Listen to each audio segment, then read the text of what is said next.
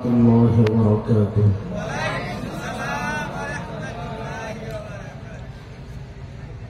الحمد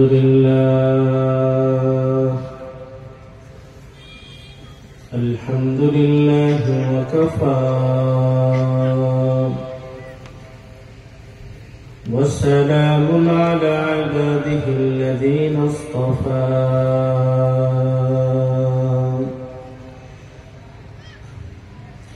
أما بعد فأعوذ بالله من الشيطان الرجيم.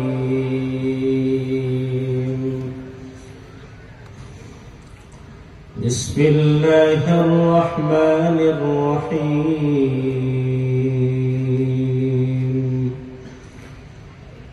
ظهر الفساد في البر والبحر بما كسبت أيدي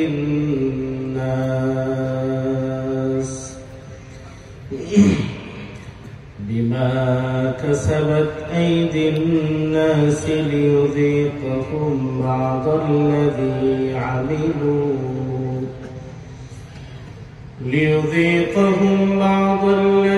عملوا لعلهم يرجعون.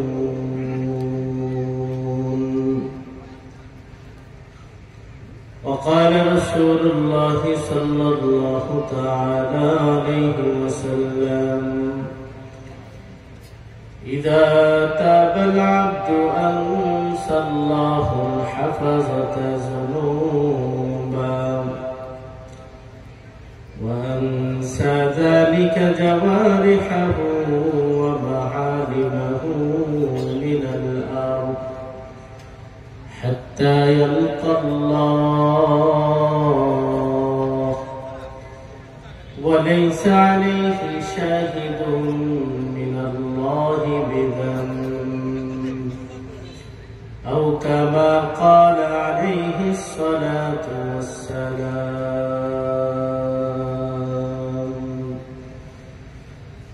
صدق الله مولانا العظيم، وصدق رسوله النبي الكريم، ونحن على ذلك لمن الشاهدين والشاكرين. والحمد لله رب العالمين. سبحانك لا علم لنا إلا ما علمتنا، إنك أنت العليم الحكيم. رب اشرح لي صدري ويسر لي أمري واحلل عقدة من لساني يفقه قولي. رب يسر ولا تعسر وتمم بالخير، وبك نستعين يا مستعان، وبك نستعين يا فتاح। ভোলা জেলা তাফসীর পরিষদের উদ্যোগে আয়োজিত 3 দিনব্যাপী 8ম বার্ষিক ঐতিহাসিক তাফসীরুল কোরআন মাহফিলের সম্মানিত সভাপতি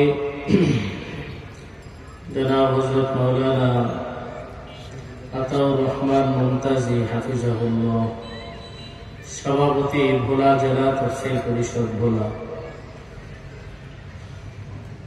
3 দিনব্যাপী তাফসীরুল কোরআন মাহফিলের আখিরি দিনে আগমন করবেন আপনাদের সকলের পরিচিত মুখ খতিবুল উম্মাহ মাওলানা হাফিজুর রহমান সিদ্দিকী কুয়াকাটা হাফিজাহুল্লাহ। আগামীকাল আগমন করবেন শেখ তরিকত হাজারো পথ ভোলা আপামর তৌহিদি জনতার আধ্যাত্মিক রাহবার হযরত মাওলানা ফজলে ইলাহি হাফিজাহুল্লাহ পীর সাহেব জানি। আল্লাহ পাক রব্বুল আলামিন এই আয়োজনকে আমাদের সকলের নাজাতের জরিয়া হিসাবে কবুল করেন। সকলে বলে আমিন। আয়োজন সুবিশাল, সেই হিসাবে শ্রোতার সংখ্যা একেবারেই কম, ঠিক না? ছোট্ট মাহফিল, ছোট্ট আয়োজনে আবার যে কয়জন শ্রোতা আছে এদের দ্বারাই প্যান্ডেল ভরে যায়, কিন্তু এখানে আয়োজন বিশাল হিসাবে শ্রোতার সংখ্যা নিতান্তই কম। কর্তৃপক্ষকে আমি জানি আশাহত করবেন না আপনারা, মানুষ হবে।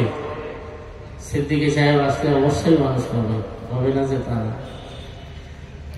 বিষয় হলো পরিচিত কেউ না হলে মানুষ আসতে চায় না, ঠিক কিনা? পরিচিত কেউ যদি হয়, এর ভিতরে কিছু থাকলেও সই, না থাকলেও সই, সব হুমড়ি খেয়ে পড়ে। পরিচিতি যদি যোগ্যতা বলে হয়, আল্লাহ প্রদত্ত কবুলিয়াতের মাধ্যমে হয়, বেশ ভালো কথা, নুরুন আলা নূর। পরিচিতি আর সেলিব্রিটিজম এটা যদি অন্য কোন উপায় হয়, তাহলে শুধু সেটার পিছনেই ছোটা, বিশেষ আকর্ষণে 33 ইঞ্চি 26 ইঞ্চি ইত্যাদি ইত্যাদি বিশেষ আকর্ষণে ছোটা, এই মানসিকতা পরিহার করতে হবে, ঠিক কিনা? কোরআন এবং সুন্নাহর কথা যারা বলবে, তিনি যদি আমার ঘরের লোক হয় তার কথা শুনতে হবে, ঠিক কিনা? যদি আমার এলাকার সন্তান হয় তার কথাও শুনতে হবে। এটা আমরা অমুকের খালিকের ভূত, আমরা অনেক সময় বলে অমুকের ভূতে নি, তার কথা আর কি হলো না। কোরআন এবং সুন্নাহর বিশুদ্ধ কথা যদি অমুকের ভূতেও বলে, সেটাই মূল্যবান, ঠিক কিনা বলেন? আর যদি হায়ার করে, আফ্রিকা থেকে হায়ার করে আনছে, মিশর থেকে হায়ার করে আনছে, স্টেজে বসাই দিছে, আউলা জৌলা যত সব কথা লাগাইয়া, পেস্ট লাগাইয়া মানুষের মধ্যে বিভ্রান্তি ছড়ায়, এই হায়ার করা বক্তার কথাও শোনা যাবে না, ঠিক কিনা বলেন? তাহলে মূল বিষয় হলো কে বলছে সেটা বিষয় না, কি বলেছে সেটা হলো বিষয়, ঠিক না? অতএব আমি সকলের প্রতি উদাত্ত আহ্বান জানাবো, মেহমানের সম্মানার্থে, অন্য কিছু না, মেহমানের সম্মানার্থে। নবী বলছেন, মান কানা ইউমিনু বিল্লাহি ওয়াল ইয়াউমিল আখির ফালইউকরিম যায়ফা। কেউ যদি আল্লাহকে বিশ্বাস করে এবং পরকালে বিশ্বাস করে, সে যেন তার মেহমানকে সম্মান করে। এই মেহমানের সম্মানার্থে হলেও সকলের প্রতি উদাত্ত আহ্বান জানাবো, নির্দিষ্ট সময় পর্যন্ত আলোচনা হবে, এলোমেলো কোনো কথা বলা হবে না, এতটুকু আশ্বস্ত আমি আপনাদেরকে করতে পারি। কোরআন এবং সুন্নাহ থেকে আলোচনা হবে, এর বাইরে আলোচনা করতেই পারি না আমরা, ইনশাআল্লাহ। এই জন্য সকলের প্রতি উদাত্ত আহ্বান করবো, উদাত্ত আহ্বান জানাই, আমরা এদিক সেদিক ঘোরাফেরা না করে মেহেরবানি করে প্যান্ডেলে চলে আসি। আল্লাহ পাক রব্বুল আলামিন আমাদের এই আয়োজনকে কবুল করেন, সকলে বলে আমিন। তবে বড় হোক আর ছোট হোক সেটাও মুখ্য বিষয় না। 10 জন শ্রোতার মজলিস যদি আল্লাহর সন্তুষ্টিওয়ালা মজলিস হয়, খোদার কসম আল্লাহর অসন্তুষ্টির 10 লক্ষ মজলিসের তুলনায় ওই 10 জনের মজলিস আল্লাহর কাছে বেশি দামি, ঠিক কিনা বলেন? এই জন্য শ্রোতা কম হইলেও বয়ান আসবে, বেশি হইলেও কি বয়ান আসবে। এই যে আমাদের কুমিল্লার আনিসুর রহমান আশরাফি, নাম শুনছেন না, চেনেন অনেকে। হুজুর বলেন যে ভাই, অনেকে বলে সামনে শ্রোতা বেশি না থাকলে বয়ানের তাল ওঠে না, তাল। তো তাই আমরা তাল ওঠে না, আপনার আম উঠুন, আপনার জাম উঠুন, তালে উঠা লাগবো, এটা কোন কথা? বয়ানের তাল ওঠার লক্ষ্যে শ্রোতার সম্পর্ক কি? এই জন্য বলছি যে কেউ আসলেও সই, না আসলেও সই, যেই কয়জনই আছে সবাইকে আলোচনা শোনানো হবে। আল্লাহ পাক রব্বুল আলামিন এমন কিছু কথা যেন বের করে দেন যেটা আমার আপনার সকলের জন্য উপকারী হবে। আল্লাহ তাআলা তৌফিক দান করেন, বলে আমিন। সম্মানিত হাজিরিন, আবার আপনার জীবন থেকে 2024 গত হয়ে গেল, 2025 আমাদের সামনে উপনীত হলো। বলেন তো, হাজারো চেষ্টা করে 2024 সালের একটা সেকেন্ড, একটা মুহূর্ত আমি আপনি কেউ ফিরিয়ে আনতে পারবো? দুনিয়ার কেউ অতীত হয়ে যাওয়া কোন সময়কে ফিরিয়ে আনতে পারে? এই জন্য হায়াওয়ান, জীবজন্তু, জানোয়ার তাদের সময়গুলা কিভাবে কাটে দিন যায় কেমনে, রাত যায় কিভাবে, সপ্তাহ আসে কিভাবে, মাস যায় কিভাবে, বছর কাটে কিভাবে, এই হিসাব নিকাশের দরকার তাদের নাই, ঠিক না? কিন্তু মানুষ হিসাবে, বিশেষ করে ইমানদার বান্দা, তার সময় কিভাবে কাটলো, রাত কিভাবে কাটে, দিন কিভাবে কাটে, সময় কিভাবে কাটে, হিসাব নিকাশের দরকার আছে না নাই?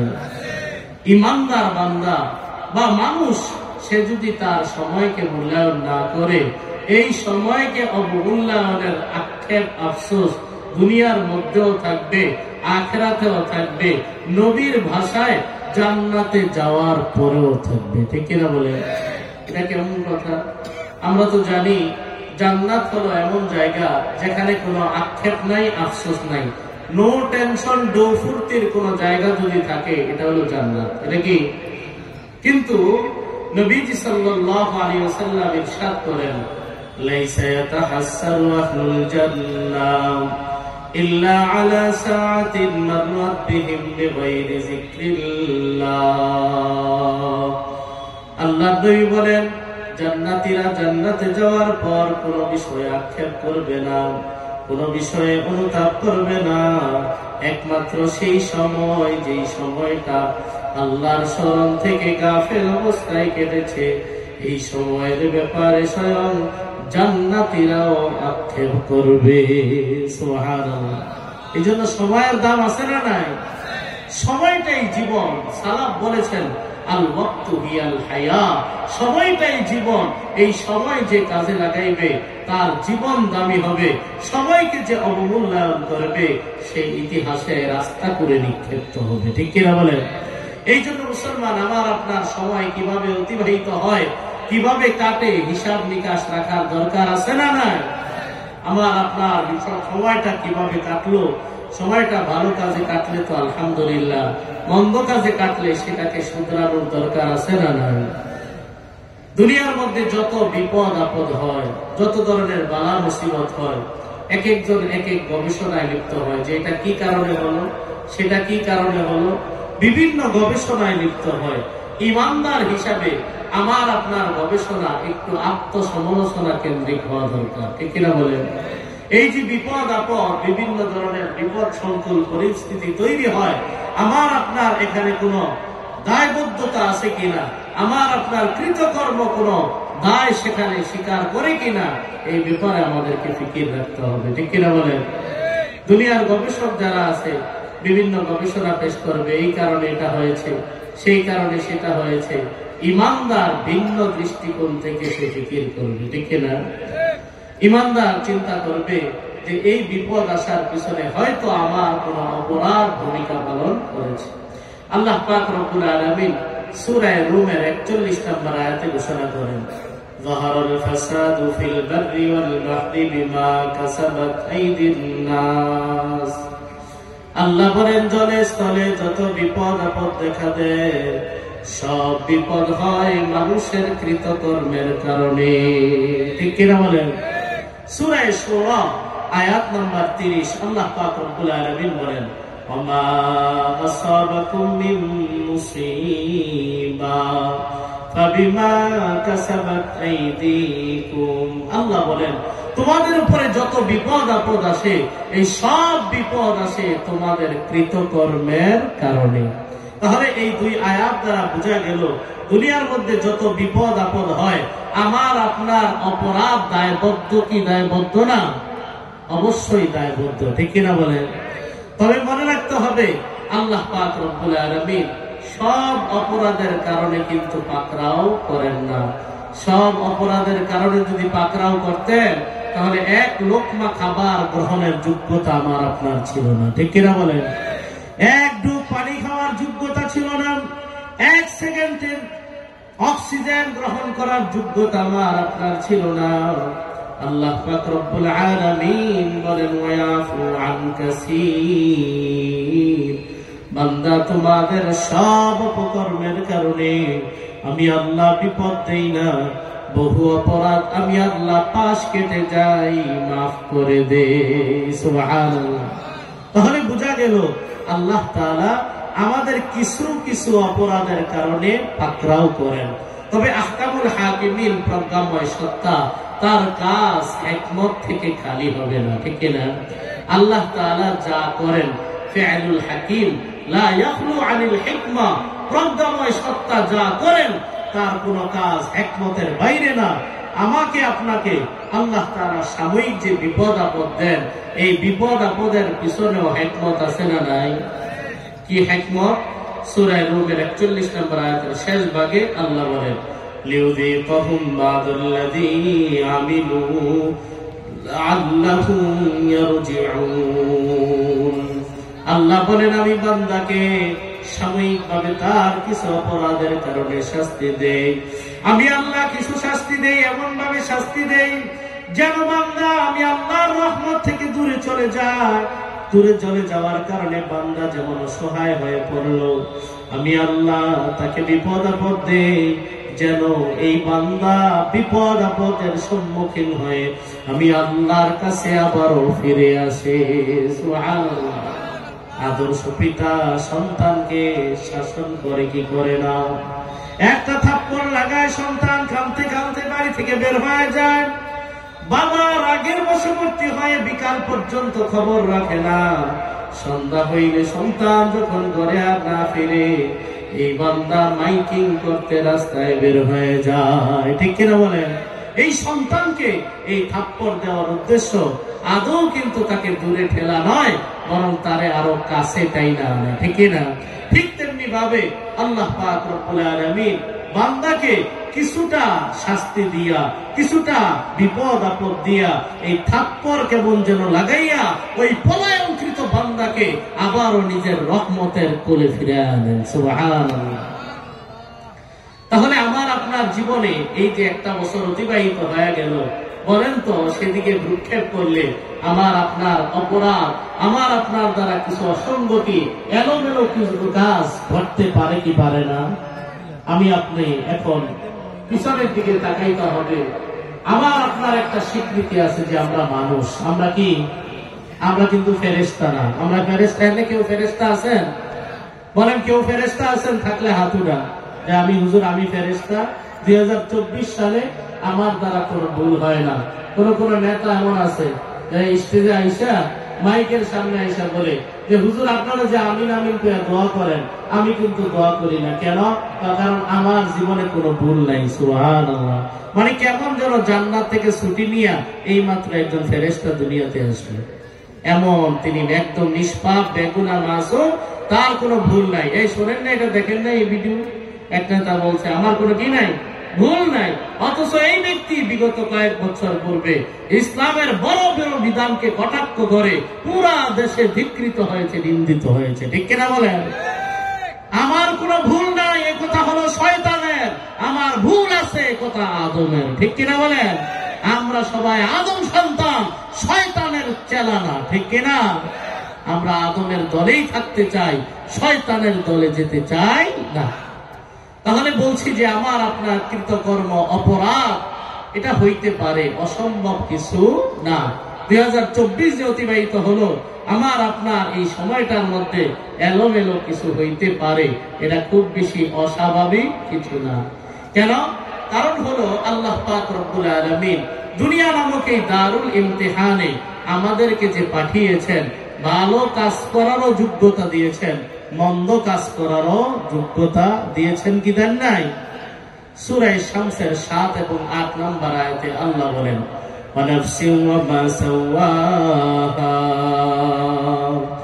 আল্লাহ বলেন আমি আল্লাহ মানুষকে সৃষ্টি করার পর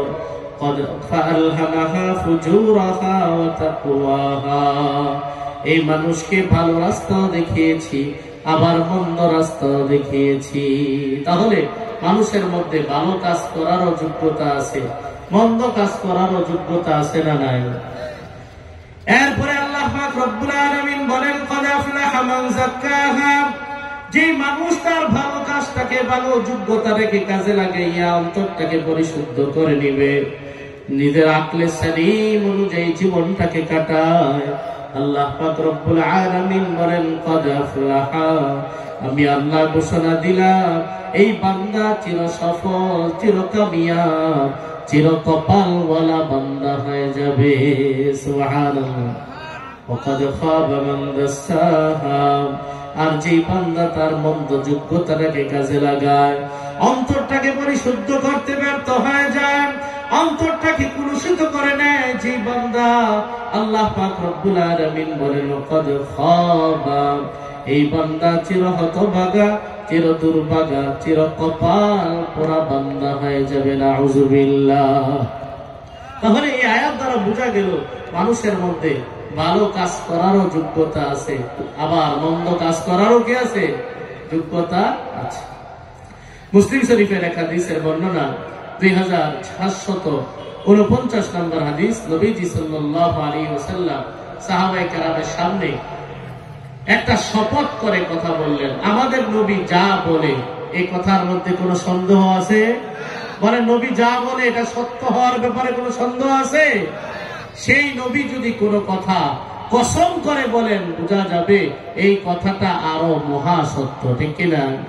আল্লাহ নবী সাল্লাল্লাহু আলাইহি সাল্লাম সাহাবায়ে কেরামের সামনে বললেন, ওয়াল্লাযী নাফসি বিয়াদিহি, ওই সত্তার কসম যার কুদরতি হাতে আমার জান, আল্লাহর নামে কসম করে বললাম, লাউলাম তুযনিবু লাযাহাবাল্লাহু বিকুম, হে আমার সাহাবীরা, তোমরা যদি কেউ আর অপরাধ না করো, গুনাহ না করো, অন্যায় যদি কেউ না করো, আল্লাহর নাফরমানি যদি কেউ না করো, দুনিয়ার সব মানুষ যদি তোমরা ভালো হয়ে যাইতাম, আল্লাহ পাক রব্বুল আলামিন লাযাহাবাল্লাহু বিকুম, আল্লাহ তোমাদেরকে উঠায় নিতেন। ওয়ালা জাআ বিকওমিন ইউযনিবুনা, এমন এক জাতি আল্লাহ পাক রব্বুল আলামিন দুনিয়ার মধ্যে পাঠাইতেন, ইউযনিবুনা, যে জাতি মাঝে মাঝে ভুল করবে, অপরাধ করবে, ফায়াস্তাগফিরুনাল্লাহ, আবার আল্লাহর কাছে কায় মনোবাক্যে ক্ষমা চাইবে, আর আল্লাহ তাদেরকে মাফ করে দিবে। সুবহানাল্লাহ। আল্লাহ পাক রব্বুল আলামিন বান্দাকে মাফ করে দিবেন। আল্লাহ তাআলা চান যে বান্দার অপরাধ কিছু হয়ে গেলে বান্দা কায় মনোবাক্যে ক্ষমা চাইবে, আর আল্লাহ ধরে ধরে তাদেরকে মাফ করে দিবেন। তাহলে নবীর এই হাদিস দ্বারাও বোঝা গেল বান্দা যে কিছু ভুল করবে, কিছু অপরাধ করবে, এটা আল্লাহও জানেন, নবীও ভালো করেই জানেন। তা এই হাদিসগুলো দ্বারা কি বোঝা গেল? মানুষ যে মাঝে মাঝে ভুল করবে, অপরাধ করবে, এটা অস্বাভাবিক কিছু না। তবে মনে রাখতে হবে, মানুষের জ্বর হয়, ঠান্ডা হয়, কাশি হয়, দৈহিক ভাবে মানুষ অসুস্থ হয় কি হয় না? বলেন না, হয় কি হয় না? দৈহিক ভাবে অসুস্থ হলে মানুষ ডাক্তারের কাছে যায় না ঘরে বসে থাকে? ডাক্তারের কাছে যায়, বিভিন্ন চিকিৎসা গ্রহণ করে, বিভিন্ন ভাবে সে সুস্থ হওয়ার চেষ্টা করে। আত্মিক ভাবে অসুস্থ হলে এই রোগের ঔষধেরও দরকার আছে না নাই?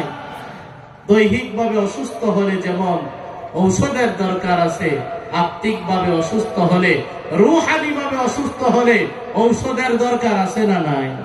কারণ সমস্যা আছে যেখানে, সমাধানও রেখেছেন আল্লাহ সেখানে। সুবহানাল্লাহ।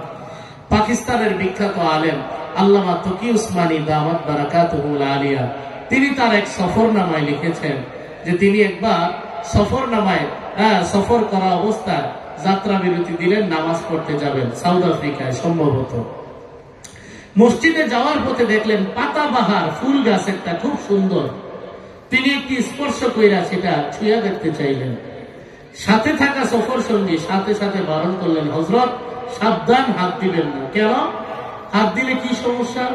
হযরত, গাছটা দেখতে যেমন সুন্দর, বাস্তবে এই গাছটা বড় ভয়াবহ। এই গাছে কেউ স্পর্শ করলে ওই জায়গায় ক্ষত হইয়া একবারে কঠিন ইনফেকশন হয়ে যেতে পারে, কঠিন অবস্থা হয়ে যায়। তিনি বললেন যে হযরত, সবচেয়ে মজার বিষয় হলো যেইখানে এই গাছটা তৈরি হয়, আল্লাহর কি কুদরত, সাথে আরেকটা গাছ যে দেখতেছেন এই গাছটাও সেখানেই তৈরি হয়। এই গাছে হাত দিলে যে ক্ষতিটুকু হয়, ওই গাছটা স্পর্শ করলে ওই ক্ষতিটা দূর হয়ে যায়। সুবহানাল্লাহ। সমস্যা আছে যেখানে, সমাধান আছে। জামাল গোটা ছিলেন, জামাল গোটা পেটে দাস্ত হয়, পেট খারাপ হয়ে যায় খাইলে। এই জামাল গোটা খাইলে পেট খারাপ হয়, জামাল গোটার খোসা খাইলে আবার পেট ভালো হয়ে যায়। সমস্যা আছে যেখানে, সমাধান আছে সেখানে। ইবনে মাজাহ শরীফের 3439 নম্বর হাদিসের বর্ণনা, নবীজি সাল্লাল্লাহু আলাইহি ওয়াসাল্লাম ইরশাদ করেন, ইন্নাল্লাহা লাম ইউনজিল দাআ ইল্লা আনজালা লাহু শিফাআ।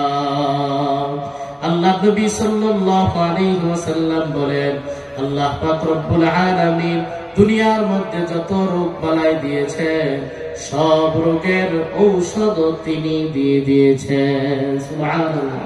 তাহলে সমস্যা আছে যেখানে, সমাধান আছে সেখানে। রূহানি ভাবে অসুস্থ হলে, দৈহিক ভাবে অসুস্থ হলে যেভাবে ঔষধের দরকার আছে, রূহানি ভাবে অসুস্থ হলে ঔষধের দরকার আছে। এই ঔষধের ব্যবস্থা আল্লাহ রাখছেন কি রাখেন নাই? অবশ্যই রাখছেন। সেই ঔষধটা কি? কোরআন এবং সুন্নাহ। গবেষণা করে আমরা দেখতে পাই, রূহানি ভাবে অসুস্থ হয়ে গেলে, আত্মিক ভাবে কেউ যদি অসুস্থ হয়ে যায়, তাহলে যে ঔষধ সেবন করতে হয়, এই ঔষধের নাম হলো তওবা, এই ঔষধের নাম হলো ইস্তিগফার। সুবহানাল্লাহ। তিরমিজি শরীফের 3334 নম্বর হাদিসের বর্ণনা, নবীজি সাল্লাল্লাহু আলাইহি ওয়াসাল্লাম ইরশাদ করেন, ইন্নাল মুমিনা ইযা আযনাবা যামবা। ঈমানদার বান্দা যখন কোন অপরাধে লিপ্ত হয়ে যায়, কোন অন্যায় কাজে লিপ্ত হয়ে যায়, বুঝা গেল ঈমানদার বান্দা ঈমান থাকা অবস্থাও কোন গুনাহ করতে পারে, ঠিক কি না? ঈমানদার বান্দা ঈমান থাকা অবস্থাও কোন অপরাধে লিপ্ত হয়ে যাইতে পারে, অসম্ভব কিছু না, বইটা যাইতে পারে দুর্ঘটনা। নবী বলেন, কোন ঈমানদার বান্দার দ্বারা যদি এমন দুর্ঘটনা ঘটে যায়, কানাত নুকতাতুন সাউদাউ ফি কলবিহি, তার অন্তরে একটা কালো দাগ পড়ে যায়। বলেন নাউযুবিল্লাহ। এই কালো দাগ মনে করেন একটা ফোড়ার মতো, এই কালো দাগ একটা টিউমারের মতো, এই কালো দাগ একটা খুজলির মতো। এই খুজলির মধ্যে নখ লাগলে ইনফেকশন হয়ে যায়। ঔষধ গ্রহণ করতে দেরি হলে সামান্য এই ফোড়া ক্যান্সারের রূপ নেওয়ার আশঙ্কা আছে না? না। এই জন্য ফোড়া যদি ভালো করতে চায়, ক্যান্সার থেকে যদি বাঁচতে চায়, ইনফেকশন থেকে যদি বাঁচতে চায়, সচেতনতার, বুদ্ধিমত্তার পরিচয় হলো যত দ্রুত সম্ভব চিকিৎসা গ্রহণ করা, ঠিক কিনা বলেন? এটাকে রোগ নিয়ে বৈশা না থাকা।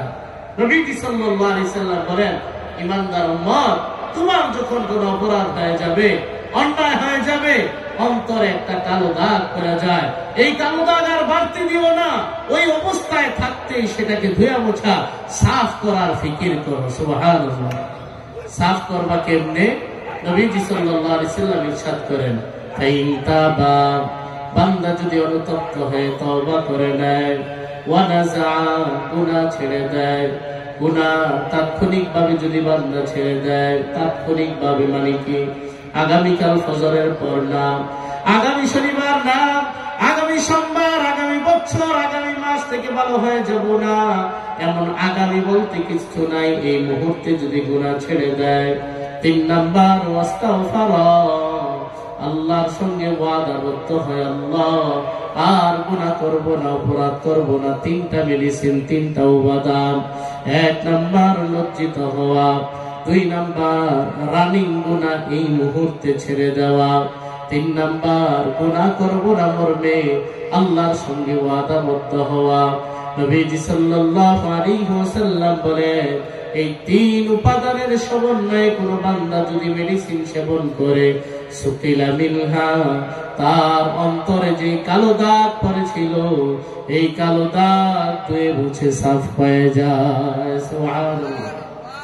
ফাইন যাদা, আর যদি বান্দার গুনার মাত্রা বাড়তেই থাকে, বাড়তেই থাকে, অপরাধের মাত্রা বাড়তেই থাকে, বাড়তেই থাকে, বান্দা কোনো সলিউশন নেয় না, ঔষধ সেবন করে না, প্রেসক্রিপশন গ্রহণ করে না, আল্লাহ নবী বলেন, যাদা, অন্তরের সেই কালো দাগের পরিমাণও বাড়তে থাকে। নাউজুবিল্লাহ বলেন। বয়ান করে হুজুর, ধরে না, কানে ঢুকে না। আরে মুল্লা মানুষ পরের ভাত খায়, মসজিদে আজান দেয়, পরের ভাত খায় আর মসজিদে ঘুমায়, কত কথাই কইব।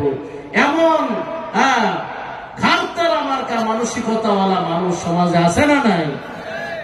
আল্লাহ নবী বলেন, যদি বান্দা তওবা না করে, বান্দা যদি তাৎক্ষণিকভাবে মেডিসিন না করে, ওষুধ সেবন যদি বান্দা না করে, বান্দার গুনার মাত্রা যতই বাড়তে থাকে, জাদাত অন্তরের কালো দাগ সেটার পরিমাণ বাড়তে থাকে।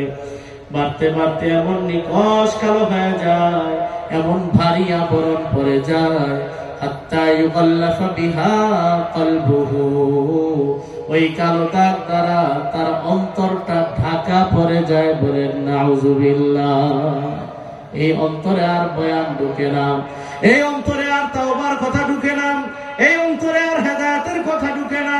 আল্লাহ না করুক, আল্লাহ না করুক, গুনার মজা যদি পাওয়া যায়, তওবা ছাড়া, হেদায়েত ছাড়া বেঈমান অবস্থায় মারা যাওয়ার আশঙ্কা আছে। নাউজুবিল্লাহ।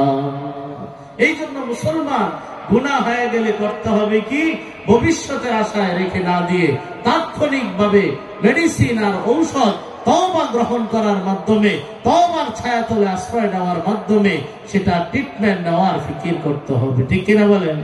তাহলে এই হাদিস দ্বারা বোঝা গেল, অপরাধ যদি হয়ে যায়, এটার সমাধান হলো, এটার ঔষধ হলো তওবা। এর ঔষধের নাম কি? তওবা। আবু দাউদ শরীফের বর্ণনা, নবীজি সাল্লাল্লাহু আলাইহি সাল্লাম বলেন, কুল্লু বনি আদম খাত্তা, আদম সন্তান সবাই ভুল করে, সবাই অপরাধ করে। ঠিক কিনা? আদম সন্তান সবাই ভুল করে, সবাই অপরাধ করে।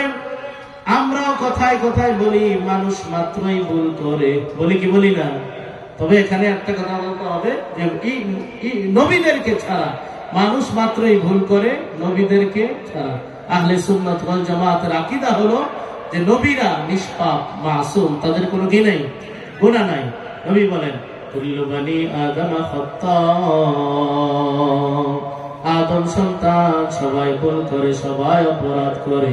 ওয়া খায়রুল খাত্তাইনা আত-তাওয়াবুন, ভুল হয়ে যাওয়ার পর তওবা করে যারা, আল্লাহর প্রিয় হয়ে যায় তারা। সুবহানাল্লাহ। এমন প্রিয় হয়ে যায়, এমন প্রিয় হয়ে যায়, আল্লাহ পাক রব্বুল আলামিন স্বয়ং কুরআনে কারীমে ইরশাদ করেন, ইন্নাল্লাহা ইউহিব্বুত তাওয়াবিন ওয়া ইউহিব্বুল মুতাতাহহিরিন। আল্লাহ বলেন, যারা তওবা করে নেয়, খাঁটি দিলে তওবা করে নেয়, আল্লাহ তাদের আশিক হয়ে যান। সুবহানাল্লাহ। আল্লাহ তাদেরকে ভালোবাসেন, মানে আল্লাহ আশিক, তারা হয় মাশুক। সুবহানাল্লাহ। এই জন্য নবীজি সাল্লাল্লাহু আলাইহি ওয়াসাল্লাম বলেন, আত-তাইবু মিনাজ যামবি কামান লা যামবালা। খাঁটি দিলে যে ব্যক্তি তওবা করে, সে এমন হয়ে যায় যেন সদ্য ভূমিষ্ঠ নিষ্পাপ মাসুম বাচ্চার মতো মাসুম হয়ে যায়। সুবহানাল্লাহ। তাহলে এই হাদিস দ্বারাও বোঝা গেল যে অপরাধ হয়ে গেলে ফিরতে হবে যে ঔষধের মাধ্যমে, সেই ঔষধের নাম হলো কি? তওবা। তবে মনে রাখতে হবে, অসুখ হলে, অসুস্থ হলে পিওর ঔষধ যেভাবে সেবন করতে হয়, ভালো কোম্পানি দেখা ঔষধ যেমনি কিনতে হয়, কোম্পানি দেখার পাশাপাশি ডেটও দেখতে হয়। ঠিক কিনা বলেন? মেয়াদও দেখতে হয়। মেয়াদ যদি উত্তীর্ণ হয়ে যায়, কোম্পানি যত দামি হোক না কেন, এই ঔষধ অ্যাকশন করবে না, রিঅ্যাকশন করবে। ঠিক কিনা? ডেট নামক এই যে ঔষধ, এই যে মেডিসিন, এই মেডিসিনেরও ডেট আছে না নাই? বলেন আছে না নাই? ডেটটা কি? নবীজি সাল্লাল্লাহু আলাইহি সাল্লাম বলেন, ইন্নাল্লাহা ইয়াকবালু তাওবাতাল আবদি মা লাম ইউগারগির। নবীজি সাল্লাল্লাহু আলাইহি ওয়াসাল্লাম বলেন, আল্লাহ পাক রব্বুল আলামিন বান্দার তওবা কবুল করেন মৃত্যু যন্ত্রণা আসার আগ পর্যন্ত। এ মুসলমান, বলেন তো, মৃত্যু যন্ত্রণা আমার আপনার কবে আসবে? 5 বছর পরে, নাকি 5 মাস পরে, 5 দিন পরে, 5 ঘন্টা পরে, 5 মিনিট পরে, নাকি মুহূর্ত আসতে পারে? কত মানুষ ঘুমায় যায় আর জাগ্রত হয় না। ঠিক কিনা বলেন? ঘুমের মধ্যে তার মরণ হয়ে যায়। আল্লাহ পাক রব্বুল আলামিন বলেন, আল্লাহু ইয়াতাওয়াফাল আনফুসা হিনা মাউতিহা ওয়াল্লাতী লাম তামুত ফী মানামিহা ফায়ুমসিকুল লাতী ক্বাদা আলাইহাল মাউতা ওয়া ইউরসিলুল উখরা ইলা আজালিন মুসাম্মা। আল্লাহ বলেন বান্দা যখন ঘুমায় যায় আমি আল্লাহ সবার রূহগুলা নিয়ে নেই। বান্দা যখন ঘুমায় থাকে রূহগুলা থাকে আল্লাহর হাতে। সুবহানাল্লাহ।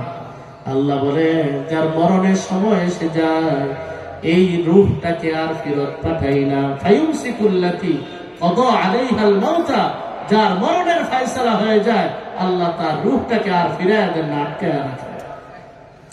এই জন্য মুসলমান আল্লাহ নবী যে বলছেন মরণের আগ পর্যন্ত তওবা কবুল হবে। বুকে হাত দিয়ে বলতে পারি না মরণ কখন আসবে। এই জন্য তওবা করার মেয়াদ কখন যদি বলি বলতে হবে এখন। কখন বলেন না তওবা করার মেয়াদ কখন? এখন। কারণ এই মুহূর্তে আমার মরণ আসতে পারে, অথবা এই মুহূর্তে আমার ডেট ওভার হয়ে যেতে পারে। ঠিক কিনা বলেন? আল্লাহ পাক রব্বুল আলামিন সূরা নিসার 17 নম্বর আয়াতে দ্ব্যর্থহীন কণ্ঠে ঘোষণা করেন ইন্নামাত তাওবাতু আলাল্লাহ লিল্লাযীনা ইয়ামালুনা সুআ বিজাহালা।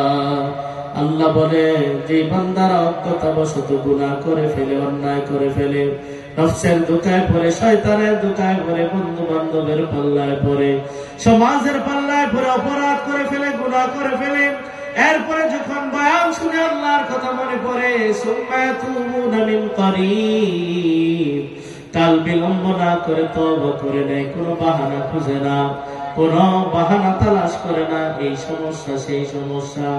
এই যুবক তুমি দাড়ি রাখো না কেন? চাকরি চলে যাবে। আহারে দাড়ি সহ 1000 কোটি টাকা কামায় প্রত্যেক মাসে, এমন ব্যক্তি আছে না? না, হ্যাঁ, রিজিক আপনার দাড়ি আটকায় রাখবে। আপনার জন্য যা বরাদ্দ এটা আপনার কাছে আসবেই আসবে। ঠিক কিনা বলেন? কোনো বাহানা নাই, কোনো তালাশ, কোনো অজুহাত নাই। আল্লাহ পাক রব্বুল আলামিন বলেন অজ্ঞতাবশত ভুল করে ফেলে, অপরাধ করে ফেলে, অন্যায় করে ফেলে, সুম্মা ইয়াতুবুনা মিন করিব, এরপরে কাল বিলম্ব না করে বান্দা যে তওবা করে নেয়, ফাউলাইকা ইয়াতুবুল্লাহু আলাইহিম, আল্লাহ তাআলা কেবলমাত্র তাদের তওবাই কবুল করেন। সুবহানাল্লাহ। এই জন্য তওবার ব্যাপারে কাল ক্ষেপণ করা যাবে না, কাল বিলম্ব করা যাবে না। যে একটু বিয়া শাদীরা কইরা নেই, বাচ্চা কাচ্চা হোক 2-4টা, এরপরে আস্তে ধীরে নামাজ কালাম ধরবনি, আরে ওই পর্যন্ত সময় পাবো কি পাবো না এর কোনো গ্যারান্টি নাই। ঠিক কিনা বলেন? আল্লাহ তাআলা এর পরের আয়াতে বলেন ওয়ালাইসাতিত তাওবাতু লিল্লাযীনা ইয়ামালুনা সাইয়্যাত হাত্তা ইযা হাদারা আহাদাহুমুল মাউত ক্বালা ইন্নী তুবতুল আন। আল্লাহ বলেন যারা অপরাধ করতেই থাকে, অন্যায় করতেই থাকে, হঠাৎ যখন মালাকুল মাউত ফেরেশতা সামনে চলে আসে, আল্লাহকে ডাক দিয়ে বলে আল্লাহ এখন তওবা করলাম। আল্লাহ বলেন লাইসাতিত তাওবা not accepted, date is over, এখন আর গ্রহণ করা হবে না, মেয়াদ শেষ, এখন আর গ্রহণ করা হবে না। ঈমান হলো দেখে না দেখে বিশ্বাস করার নাম। ফেরেশতাকে দেখার পর যে বিশ্বাস, এই বিশ্বাস না দেখে নাকি দেখে? হ্যাঁ, এই বিশ্বাসটা হলো দেখে, এই বিশ্বাস গ্রহণযোগ্য না। এই বিশ্বাস যদি গ্রহণযোগ্য হইতো ফেরাউন হইতো সবচাইতে বড় ঈমানদার। ঠিক কিনা বলেন? ফেরাউন ঈমান আনছিল কি আনে নাই?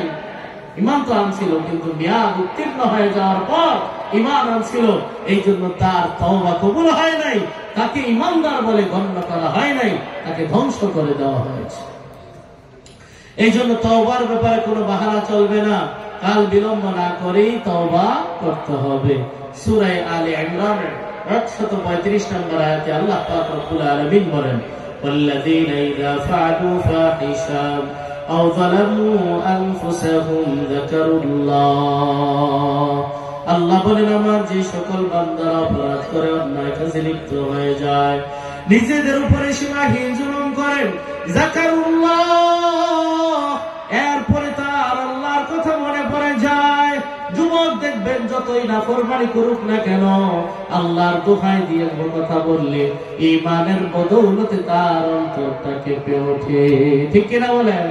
আজকেও দেখলাম এক ভিডিওতে ইন্ডিয়ার বাহিনী বাংলাদেশে হস্তক্ষেপ করার সামান্য একটা ইশারা ইঙ্গিত দিতেই বাংলার হাজারো যুবক ওই সীমান্তে দাঁড়ায়া নারে তাকবীর আল্লাহু আকবার বলে তাদেরকে প্রতিহত করে দিয়েছে। সুবহানাল্লাহ।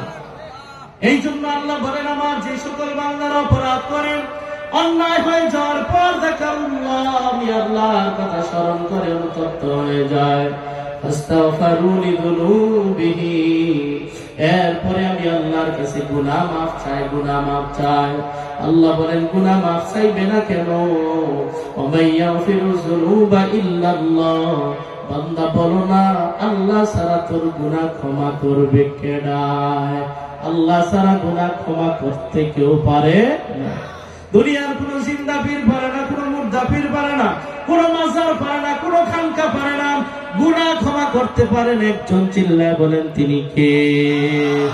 খ্রিস্টান ধর্মের মধ্যে রেওয়াজ আছে, সারা সপ্তাহ কি আকাম করে না করে গুরুর কাছে গিয়া প্রত্যেক রবিবারে বলে, গুরুজি এই আকাম করেছি, এই কুকাম করেছি। গুরু নাকি মাথায় হাত দিয়া বলে, যা তোরে মাফ করে দিলাম। নাউজুবিল্লাহ বলেন। সে নিজেই তো মাফ পাবে না, নিজেই জাহান্নামের কীট হয়ে বসে রয়েছে, আরেকজনকে মাফ করে। আল্লাহ বলেন, আমার যে সকল বান্দারা অপরাধ হয়ে যাওয়ার পর অনুতপ্ত হয়ে আমি আল্লাহকে স্মরণ করে এরপরে আমি আল্লাহর কাছে মাফ চাই, জুমলায় মুতারেজা ব্র্যাকেটের মধ্যে আল্লাহ বলেন, ওমাইয়াগফিরু যুনুবা ইল্লাল্লাহ, মাফ চাইবে না কেন? আল্লাহ ছাড়া তো গুনাহ ক্ষমা করার কেউ নাই। এই জন্য মুসলমান, আমরা যখন দোয়ায়ে মাসুরা পড়ি, এই দোয়ায়ে মাসুরা পড়েন সবাই, নামাজের মধ্যে পড়ি না? আল্লাহুম্মা ইন্নী যালামতু নাফসি যুলমান কাসীরা, সুপ্পে সাপ্পে আওয়াজ সারা কেমনে কেমনে আমরা বলি, আয় আল্লাহ সীমাহীন জুলুম করেছি, সীমাহীন জুলুম। ওয়ালা ইয়াগফিরু যুনুবা ইল্লা আনতা, আপনি ছাড়া তো গুনাহ ক্ষমা করার কেউ নাই। আয় আল্লাহ, এই জন্য দুনিয়ার কারো কাছে কই না, আব্বার কাছেও কই না, আম্মার কাছেও কই না, উস্তাদ মুরব্বির কাছেও কই না, আয় আল্লাহ পীর মাশায়েখের কাছেও কই না, চুপে চুপে আপনার নাম একটা আছে সাত্তার, আপনি গুনাহ গোপন কইরা রাখতে পারেন আল্লাহ।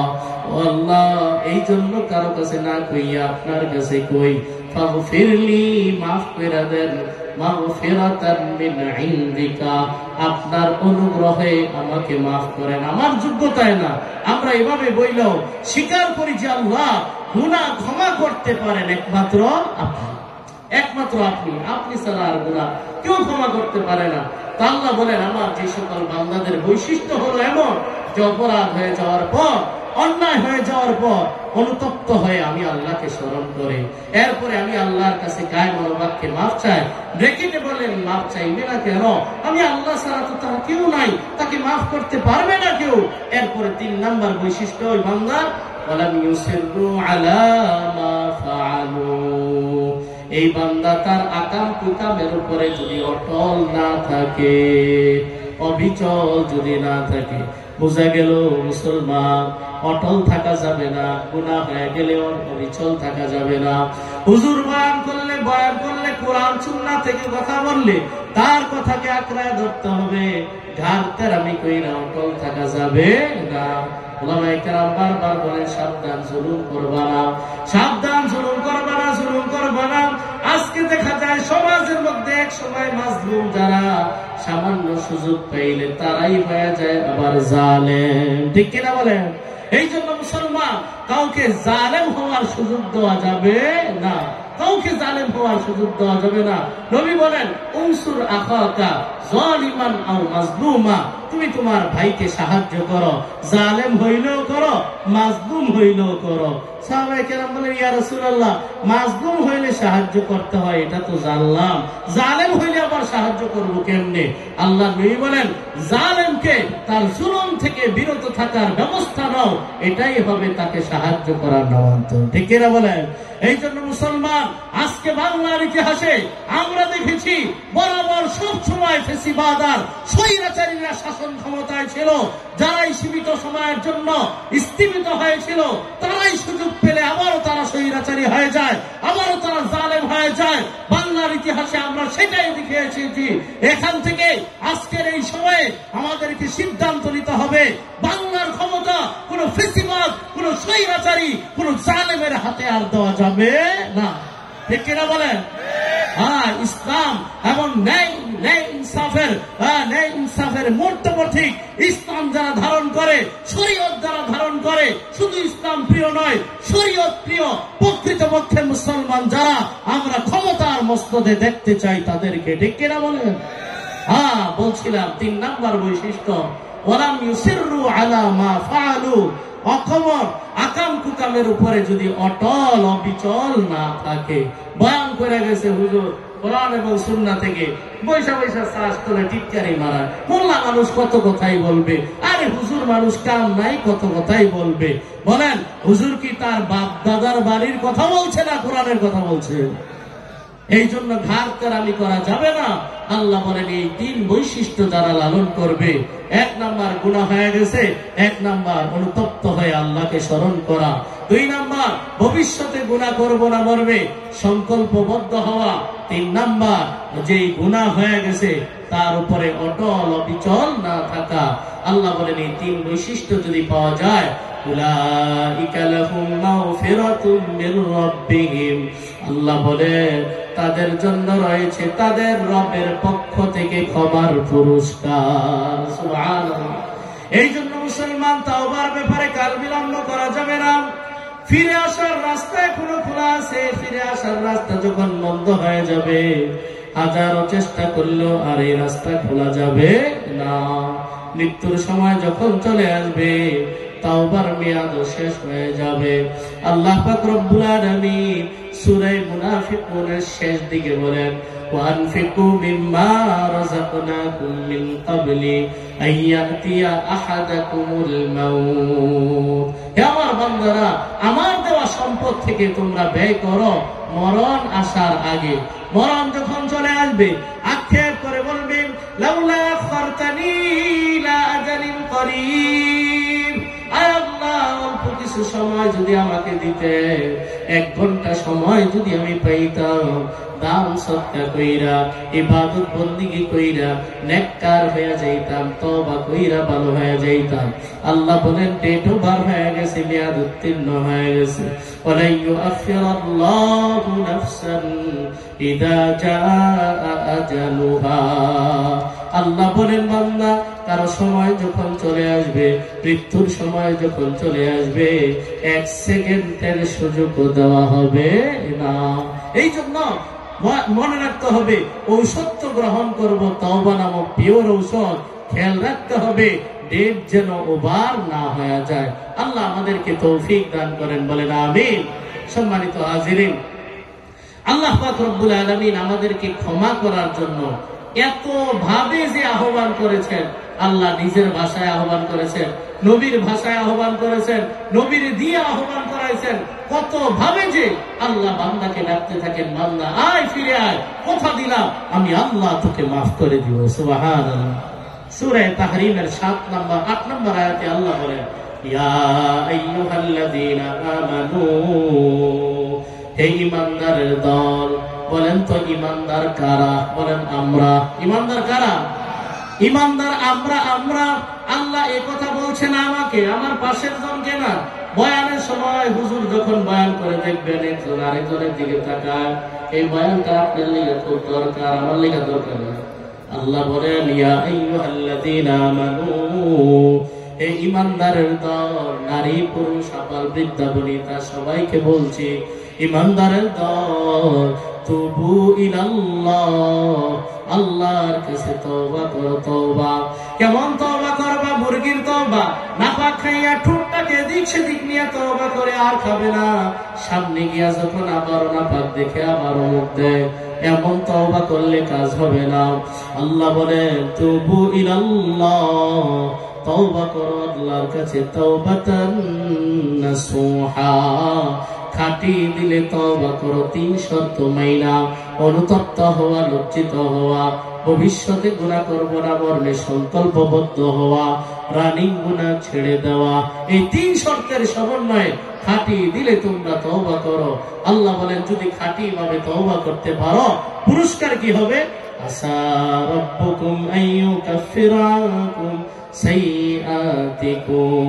আল্লাহ বলেন, তোমাদের জীবনের যত গুনাহ আছে সব গুনাহ আমি আল্লাহ নেকি দ্বারা পরিবর্তন করে দিব। সুবহানাল্লাহ। সব গুনাহ আমি আল্লাহ তোমাদেরকে মাফ করে দিব। এখন কথা হলো গুনাহ মাফ করে দিয়েছেন, এখন গুনাহ মাফ করে দিয়া বাস বাড়িতে পাঠাই দিয়েছেন। আল্লাহ বলেন না, তুমি পরের জীবনটা কিভাবে কাটাইবা, সুন্দর জীবন কিভাবে তোমার লাভ হয়, এই ফিকিরও আমি আল্লাহ করে দিব। সুবহানাল্লাহ। আল্লাহ বলেন ওয়াইদখিলাকুম জান্নাতিন তাজরি মিন তাহতিহাল আনহার, আমি আল্লাহ তোমাদেরকে অনন্ত শান্তির ঠিকানা জান্নাতের মেহমান বানায়া দিব। সুবহানাল্লাহ। সূরা নূরের 31 নম্বর আয়াতে আল্লাহ পাক রব্বুল আলামিন দুনিয়ার ঈমানদারদেরকে ঘোষণা করে বলেন ফাতুবু ইলাল্লাহি জামিআ আইয়ুহাল মুমিনুন, হে ঈমানদারের দল তোমরা তওবা করো, তোমরা তওবা করো। তোমরা তওবা করো মানে কয়জন তওবা করবা? 100 জন না 99 জন করলে হয়ে যাবে? আল্লাহ বলেন না, তুবু ইলাল্লাহি জামিআ, সবাই মিলে তোমরা তওবা করো, একজন বাদ যাইবা না, সবাই মিলে তওবা করো। আইয়ুহাল মুমিনুন, এই ঈমানদারের দল সবাই তোমরা তওবা করো। লাআল্লাকুম তুফলিহুন, অবশ্যই তোমরা সফল হয়ে যাওয়া। সুবহানাল্লাহ। এখানে লাআল্লাকুম তুফলিহুনের অর্থ আমি অবশ্যই করলাম। উলামায়ে কেরাম জানেন আল্লাহ তাআলা লাআল্লাহ শব্দ ব্যবহার করলে সেটারও অর্থ হয় নিশ্চিত, সেটার অর্থ সম্ভাবনা না। তো আল্লাহ বলেন অবশ্যই তোমরা সফল হয়ে যাবে, তোমরা সবাই মিলে তওবা করো। আল্লাহ পাক রব্বুল আলামিন আমাদেরকে খাঁটি দিলে তওবা করার তৌফিক দান করেন, বলেন আমিন। একটা হাদিস শুনাই, নবীজি সাল্লাল্লাহু আলাইহি সাল্লাম ইরশাদ করেন, হাদিসটা হলো হাদিসে কুদসি। হাদিসে কুদসি মানে আল্লাহ পাক রব্বুল আলামিন বলছেন নবীর জবানে, কোরআনের আয়াত না, হাদিস, বাকি কথাটা কার? আল্লাহ নবীর জবানে। মুসলিম শরীফের 2577 নম্বর হাদিসের বর্ণনা। আল্লাহ পাক রব্বুল আলামিন পাপিষ্ট বান্দাদেরকে ডাক দিয়ে বলেন, ইয়া ইবাদি, আমার অপরাধী বান্দারা, ইন্নাকুম তুখতিউনা বিল-লাইলি ওয়ান-নাহার, আমার অপরাধী বান্দারা, তোমাদের বদ অভ্যাস হলো গুনাহ করা, গুনাহ করা। তোমাদের বদ অভ্যাস হলো গুনাহ করা, অন্যায় করা। দিন রাত 24 ঘন্টা কোনো না কোনো গুনাহের মধ্যে তোমরা লিপ্ত হয়ে থাকো। ওয়া আনা আগফিরুয যুনুবা জামিআ, আমি আল্লাহর ভালো অভ্যাস হলো ক্ষমা করা। সুবহানাল্লাহ। তোমাদের বদ অভ্যাস হলো গুনাহ করা, আমি আল্লাহর ভালো অভ্যাস হলো ক্ষমা করা। বান্দা তোমরা গুনাহগার, আমি আল্লাহ গফফার। আল্লাহ পাক রব্বুল আলামিন বান্দাকে ডাক দিয়া বলেন, ও বান্দা, তুই অপরাধ করতে করতে তোর একটা নাম হয়ে যায় জালেম, আমি আল্লাহ একটা নামও আছে কি ওজনে গাফের। এই বান্দা, তুই যখন আরো অপরাধ করতে করতে অপরাধের লিস্টিতে তোর নাম হয়ে যায় জাল্লাম, আল্লাহ বলেন বান্দা টেনশন করবি না, আমি আল্লাহর এক নাম আছে গফফার। সুবহানাল্লাহ। এ বান্দা, তুই অপরাধ করতে করতে তোর আর একটা দাগি আসামি নাম হয়ে যায় যালুম, আল্লাহ বলেন বান্দা টেনশন করবি না, আমি আল্লাহর এক নাম আছে গফুর। আল্লাহ বুঝাইতে চান বান্দা, গুনাহ করার যোগ্যতা তোমার আছে যত, ক্ষমা করার যোগ্যতা আমার কোটি গুণে শত। সুবহানাল্লাহ। এই জন্য গুনাহ হয়ে গেলে, অপরাধ হয়ে গেলে নিরাশ হওয়া যাবে না। আল্লাহ পাক রব্বুল আলামিন বান্দাকে ডাকতে থাকেন, আহ্বান করতেই থাকেন, আয় বান্দা ফিরে আয়, আমি আল্লাহর কাছে ফিরে আয়, কথা দিলাম আমি আল্লাহ তোকে মাফ করে দিব। সুবহানাল্লাহ। মুসলিম শরীফের 7162 নম্বর হাদিসের বর্ণনা। নবীজি সাল্লাল্লাহু আলাইহি ওয়াসাল্লাম ইরশাদ করেন, ইন্নাল্লাহা ইয়াবসুতু ইয়াদাহু বিল-লাইল লিয়াতুবা মুসিউন নাহার। আল্লাহ নবী বলেন, রাতের বেলা যখন হয়, আল্লাহ পাক রব্বুল আলামিন তার কুদরতি দুইটা হাত প্রসারিত করে বান্দাকে ডাকেন, ও বান্দা, দুনিয়ায় দিনের বেলায় কি গুনাহ করেছো, অপরাধ করেছো, না বুঝে, অন্যায় না বুঝে, নফসের দুকায় পড়ে, শয়তানের দুকায় পড়ে কি ভুল করেছো, অপরাধ করেছো বান্দা, দুনিয়ার কেউ না জানলেও আমি আল্লাহ কিন্তু জানছি বান্দা। আমি আল্লাহর এক নাম আছে সাত্তার, দুনিয়ার কেউ জানে নাই, আমি আল্লাহ গোপন কইরা রাখবো। এ বান্দা আয় আয়, সারাদিন গুনাহ করতে করতে ক্লান্ত হয়ে গেছো, রাতের বেলায় আমি আল্লাহর রহমতের কোলে ফিরে আয়। সুবহানাল্লাহ। ويبسط يده بالنهار ليتوب مسيء الليل। দিনের বেলা যখন হয়, আল্লাহ পাক রব্বুল আলামিন তার কুদরতি দুইটা হাত প্রসারিত করে বান্দাকে ডাকেন, ও বান্দা, রাতের অন্ধকারে কি গুনাহ করেছো, অপরাধ করেছো? আয়ের বদ্ধ রুমে, তালাবদ্ধ রুমে, কাতার নিচে, কম্বলের নিচে লেপ মুড়ি দিয়া, মোবাইলের মধ্যে কি গুনাহ করেছো? তোমার মা জানে না, বাবা জানে না, তোমার শিক্ষক জানে না, এলাকাবাসী জানে না। এলাকাবাসী তোমাকে ভদ্র মনে করে, তোমার আকাম কুকাম প্রকাশ পাইলে সেলুট দিবে, দূরের কথা জুতা পিটা করবে। ঠিক কিনা বলে? আল্লাহ বলেন, বান্দা, রাতের অন্ধকারে কি করেছো না করেছো, আমি আল্লাহ কুদরতি দুইটা হাত বাড়ায় দিলাম, আয় আয়, আমি আল্লাহর রহমতের কোলে ফিরে আয়। সুবহানাল্লাহ। বলেন তো, আল্লাহ তাআলা এই যে বান্দাকে ডাকেন, এই ডাকাটা কি প্রত্যেক হাটের দিনে ডাকেন নাকি? বলে কিবারে কিবারে ডাকেন? শনিবারে আর মঙ্গলবারে?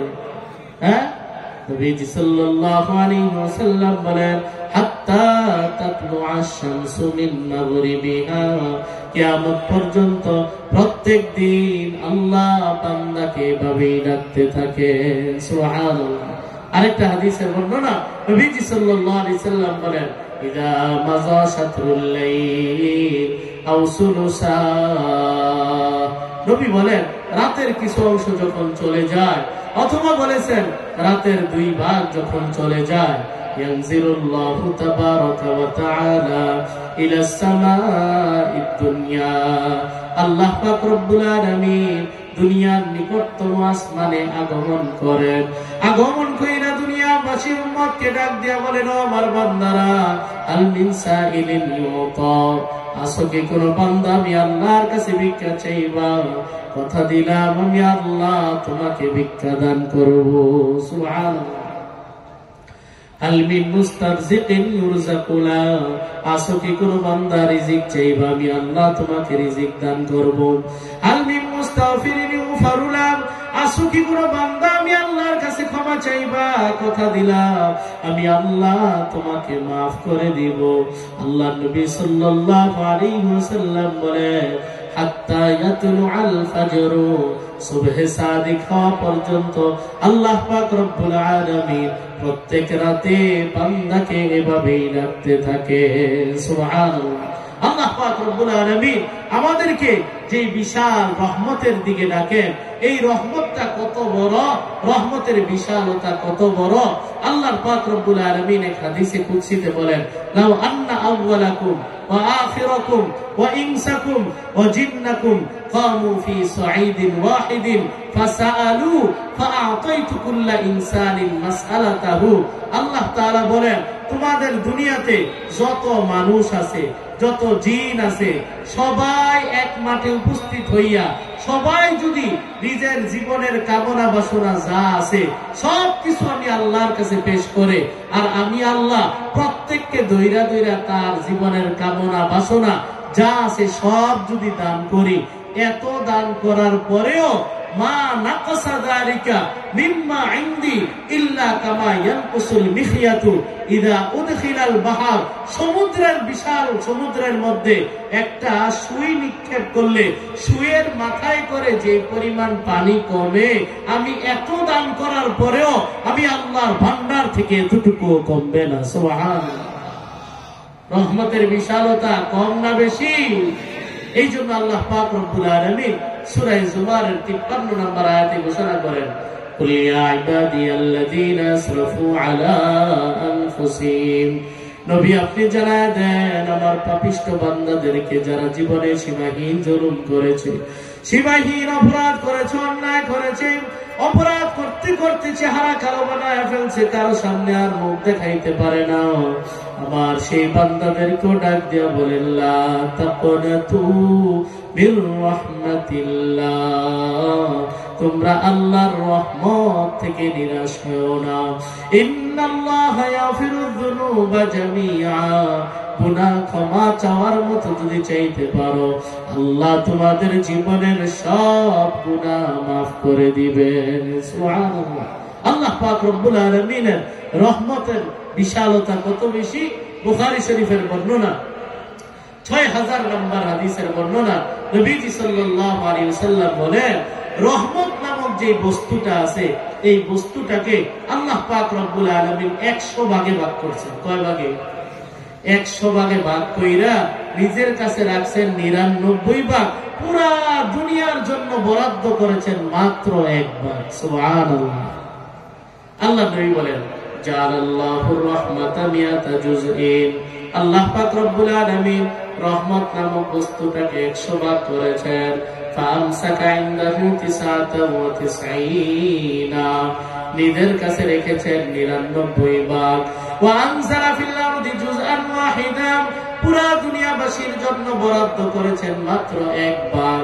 আল্লাহ নবী বলে, ১ ভাগ রহমতের এত পাওয়া, ফামিন যালিকাল জুজই ইয়াতারাহামুল খালায়েক, পুরা দুনিয়ার মধ্যে যত ভালোবাসাবাসী আছে, মা সন্তানকে ভালোবাসে, সন্তান মাকে ভালোবাসে, কর্মী নেতাকে ভালোবাসে, নেতা কর্মীকে ভালোবাসে, বন্ধু বন্ধুকে ভালোবাসে, কি বাসে না? দুনিয়ার মধ্যে মানুষের মধ্যে মায়া মহব্বত ভালোবাসা আছে না নাই?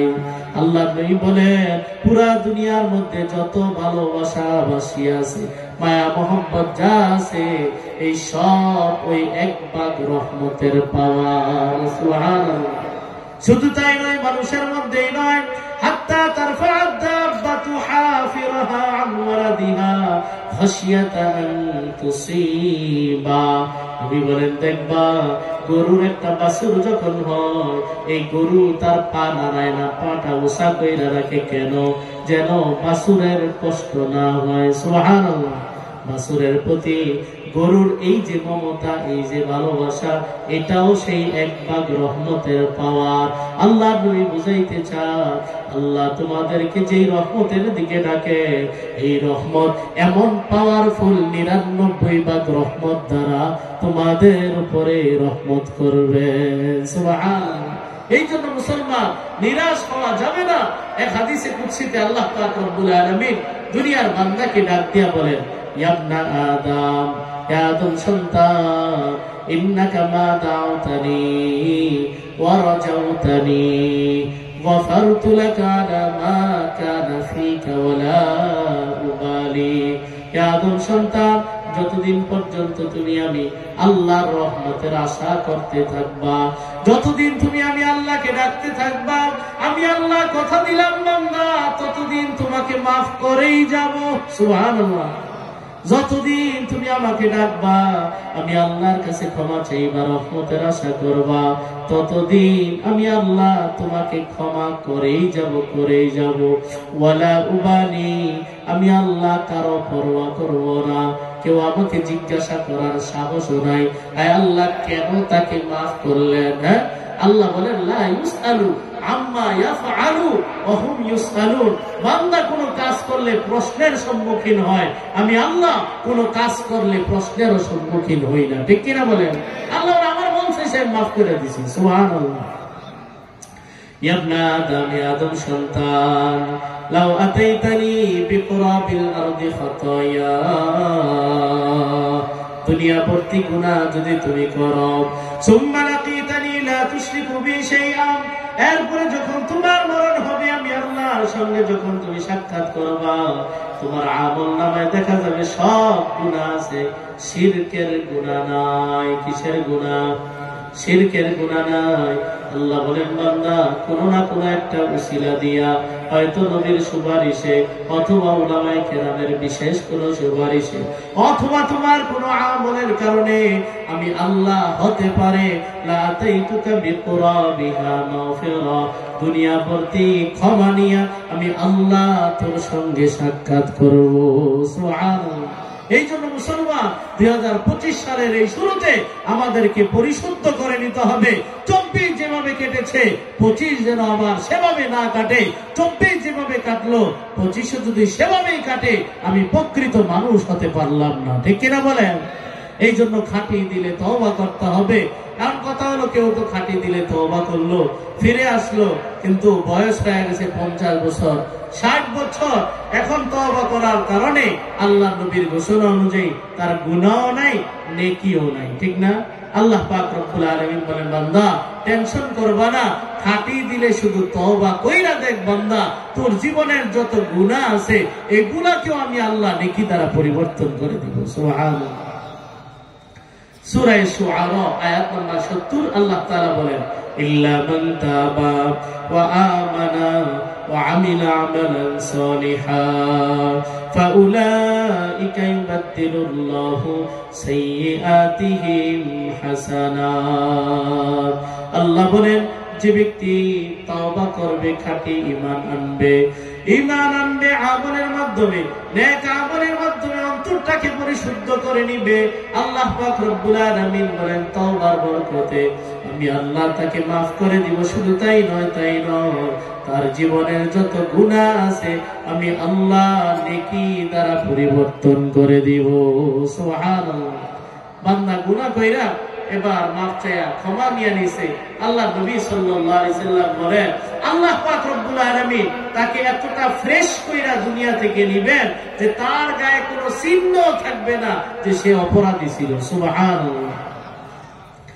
আমরা যখন অপরাধ করি, গুনাহ করি, আমাদের বিরুদ্ধে মৌলিকভাবে 3টা সাক্ষী দাঁড়ায় যায়। কয়টা সাক্ষী বলেন না? কয়জন সাক্ষী দাঁড়ায় যায়? 1 নাম্বার রাজ সাক্ষী দাঁড়ায় যায়, ফেরেশতারা। কারা? আমাদের আশেপাশে ফেরেশতা আছে না নাই? সম্মানিত ফেরেশতারা, তারা লিখতে থাকে। আল্লাহ বলেন, কিরামান কাতিবিন ইয়ালামুনা মা তাফআলুন, যা করো না কেন সব রেকর্ড করে ফেলে। সম্মানিত ফেরেশতারা 1 নাম্বার সাক্ষী। 2 নাম্বার সাক্ষী আমাদের হাত পা অঙ্গ প্রত্যঙ্গ। 3 নাম্বার সাক্ষী জমিন। যে জমিনে বৈশা বান্দা অপরাধ করে, যে রুমে বৈশা বান্দা অপরাধ করে, যে জায়গায় বসে বান্দা অপরাধ করে, ওই জায়গাটাও তার বিরুদ্ধে সাক্ষী হয়ে যায়। কয়টা সাক্ষী পাইলাম? 3টা। 1 নাম্বার ফেরেশতারা সাক্ষী, 2 নাম্বার অঙ্গ প্রত্যঙ্গ। কাল কিয়ামতে আমার আপনার বিরুদ্ধে অঙ্গ প্রত্যঙ্গ সাক্ষী দিবে কি দিবে না? বলেন, দিবে কি দিবে না? হ্যাঁ, যদি মাফ নিয়ে না যেতে পারি, অঙ্গ প্রত্যঙ্গ আমার আপনার বিরুদ্ধে সাক্ষ্য প্রদান করবে। তাহলে 2 নাম্বার সাক্ষী হলো অঙ্গ প্রত্যঙ্গ, 3 নাম্বার সাক্ষী হলো ওই গুনাহ করার জায়গা। একটা হাদিসের কিতাব আছে, আল জামিউস সগীর। এই কিতাবের 511 নম্বর হাদিসের বর্ণনা। নবীজি সাল্লাল্লাহু আলাইহি ওয়াসাল্লাম ইরশাদ করেন, ইযা তাবাল আবদু, বান্দা যখন খাঁটি দিলে তওবা করে নেয়, আনসাল্লাহুল হাফাজাতা যুনুবা, আল্লাহ পাক রব্বুল আলামিন 1 নাম্বার রাজ সাক্ষী ফেরেশতাদেরকেও তার গুনার কথা ভুলাইয়া দেন। সুবহানাল্লাহ। ওয়া আনসা যালিকা জাওয়ারিহাহু, 2 নাম্বার সাক্ষী তার অঙ্গ প্রত্যঙ্গ। 2 নাম্বার সাক্ষী তার অঙ্গ প্রত্যঙ্গ তার গুনার কথা ভুলাইয়া দেন। 3 নাম্বার সাক্ষী ওয়া মাআলিমাহু মিনাল আরদি, গুনাহ করার জায়গাটা, এই জায়গাকেও আল্লাহ তার গুনার কথা ভুলাইয়া দেন। সুবহানাল্লাহ। হাত্তা ইয়ালকাল্লাহ, সে এমন ভাবে আল্লাহর সঙ্গে দেখা করে, লাইসা আলাইহি শাহিদুম মিনাল্লাহি বিযামবিন, তার বিরুদ্ধে আল্লাহর আদালতে সাক্ষী দেওয়ার মতো আর কেউ থাকে না। সুবহানাল্লাহ। এটা তো আর বাংলাদেশ না, এটা তো আর দুনিয়া না যে টাকা চাইরা দিলে রেডিমেড সাক্ষী পাওয়া যাবে, ঠিক কিনা বলেন? এই বাংলাদেশে টাকা চাইরা দিলে রেডিমেড সাক্ষী বাজারে পাওয়া যায়, ঠিক কিনা বলেন? এটা তো আখিরাতের মুআমালা, আল্লাহর ইনসাফের আদালত, সেখানে কোনো বিটলামি চলবে না, 2 নাম্বারই চলবে না, সাক্ষী রেডিমেড কিনতে পাওয়া যাবে না, ঠিক কিনা? আল্লাহ নবী বলেন, বান্দা যখন খাঁটি দিলে তওবা করে, আল্লাহ পাক রব্বুল আলামিন তাকে মাফ করেন তো করেন, তার বিরুদ্ধে সাক্ষী দেওয়ার মতো যারা আছে তাদেরকেও আল্লাহ তাআলা গুনার কথা ভুলাইয়া দেন। সুবহানাল্লাহ। এই জন্য মুসলমান তওবা করার দরকার আছে না নাই? হযরতে হাসান বসরি রাহমাতুল্লাহি আলাইহির ব্যাপারে বর্ণিত, তিনি একবার বসে রয়েছেন, একজন আয়েশা বলে, হযরত দোয়া করবেন, অনাবৃষ্টির কারণে জমিন ফেটে চলছে, অনাবৃষ্টির কারণে ফসল হচ্ছে না, একটু দোয়া করেন। কি করবো বলেন? ইস্তেগফার আমল বাড়ায়। আরেকজন এসে বলে, হযরত ব্যবসা বাণিজ্য বন্ধা, অর্থনৈতিক পেরেশানি, বলে আরে ইস্তেগফারের আমল বাড়ায়। আরেকজন এসে বলে, হযরত আমার তো সন্তান হয় না, অনেক বছর হলো বিয়ে করলাম, সন্তান হয় না, বলে ইস্তেগফারের আমল বাড়ায়। পাশে থেকে একজন বলে, হযরত বুঝলাম না, আজকে সারাদিন একই প্রেসক্রিপশন, একই ঔষধ, হোমিও ডাক্তারের মতো, বুঝলাম না কিছু, সবাই একরকম ওষুধ, সাদা ওষুধ খালি, সবাই একই ওষুধ, বুঝলাম না। তিনি বলেন, আরে যত রোগী আসছে এই সব রোগের সমাধানে আল্লাহ তাআলাই ইস্তেগফারের কথা বলেছেন। সুবহানাল্লাহ। সূরা নূহ 10, 11, 12 নম্বর আয়াতে আল্লাহ পাক রব্বুল আলামিন বলেন, ইস্তাগফিরু রাব্বাকুম ইন্নাহু কানা গফফারা। আল্লাহ বলেন, বান্দা তোমরা তোমাদের রবের কাছে ক্ষমা চাও। 1 নম্বর পুরস্কার, তোমাদের রব বড় ক্ষমাশীল। 1 নম্বর পুরস্কার, ক্ষমা চাওয়ার মতো চাইতে পারলে তিনি বড় ক্ষমাশীল, তিনি তোমাদেরকে মাফ করে দিবেন। সুবহানাল্লাহ। 2 নম্বর পুরস্কার, ইউরসিলিস সামা আলাইকুম মিদরারা। আল্লাহ তাআলা তোমাদের জন্য মুষলধারে বৃষ্টির ব্যবস্থা করবে। ওয়ায়ুমদিদকুম বিআমওয়ালিন, তোমাদেরকে সম্পদের মাধ্যমে আল্লাহ সাহায্য করবে। 3 নম্বর গেল। 4 নম্বর, ওয়াবানি, সন্তানাদি দান করার মাধ্যমে আল্লাহ তোমাদেরকে সাহায্য করবে। সম্পদের মালিক, সন্তান দেওয়ার মালিক কে? বলেন না কে? কোন মাজার দিতে পারে? কোন জিন্দাবীর, কোন মুর্দাবীর? সন্তান দেওয়ার মালিক একমাত্র আল্লাহ। আল্লাহ বলে, ওয়াজআল লাকুম জান্নাতিন ওয়াজআল লাকুম আন-নারা। ইস্তেগফার করবা, ক্ষমা চাইবা, আমি আল্লাহর কাছে বেশি বেশি ইস্তেগফার করবা, আমি আল্লাহ তোমাদের জন্য বাগ বাগিচা, নহর, ঝর্ণা দ্বারার ব্যবস্থা করে দিব। সুবহানাল্লাহ। এই জন্য এই সমাধান আমাদের সামনে, কিন্তু আমরা সমাধান গ্রহণ করতে প্রস্তুত না, ঠিক কিনা বলেন? জীবনে সামান্য পেরেশানি আসলে বাস আর তো সব কিছু পিছনে ফেলে রাইগা একদিকে ছুটি, সেটা হলো ব্রেক। কি কিস্তিতে ঋণ উঠায় না, ঋণ উঠায়, বা সমস্যায় পড়ছে, ঋণ উঠায়া এবার অটো কিনা চালাও, ভাড়া মারো, আর এদিকে আল্লাহর সঙ্গে যুদ্ধ ঘোষণা কইরা মসজিদে গিয়ে সেজদা দিলে কাম হবে? বলেন, সুদী লেনদেনের মধ্যে জড়িত থাইকা আল্লাহর সঙ্গে যুদ্ধ ঘোষণা কইরা নামাজ কালাম যাই হোক না কেন, জীবনে শান্তি আসবে না মুসলমান, ঠিক কিনা বলেন?